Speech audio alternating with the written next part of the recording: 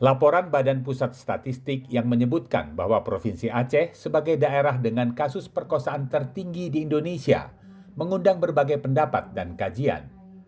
Lembaga Swadaya Masyarakat (LSM) yang peduli pada pemberdayaan dan penguatan perempuan, Flower Aceh, tak menampik data BPS tahun 2022 tersebut. Mereka telah melakukan kajian dan menemukan laporan serta pengaduan masyarakat di 4 kabupaten kota yang menjadi fokus pendampingan, yaitu Kota Banda Aceh, Kabupaten Aceh Besar, Aceh Utara, dan Aceh Timur sepanjang tahun 2022 hingga 2024. Flower Aceh mencatat 40% tindak kekerasan yang dialami perempuan dan anak merupakan kasus pelecehan seksual. Pada umumnya, kasus terjadi di wilayah desa.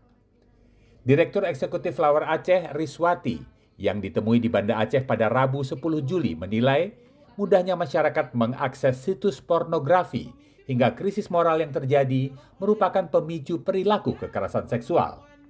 Fenomena ini ditambah dengan lemahnya mekanisme perlindungan terhadap perempuan dan anak-anak. Kalau yang berdasarkan pelaporan ke kita, kasus yang terjadi di tingkat desa, di komunitas, karena sistem perlindungannya belum terlalu kuat, anak juga belum terlalu paham itu apa sih diajak bermain dan lainnya ya.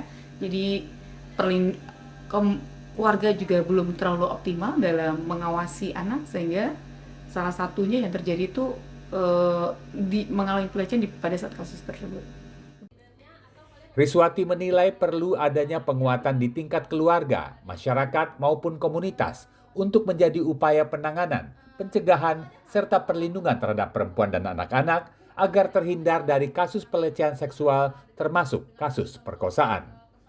Dari Banda Aceh, Aprizal Rahmat, Kantor Berita Antara, mewartakan.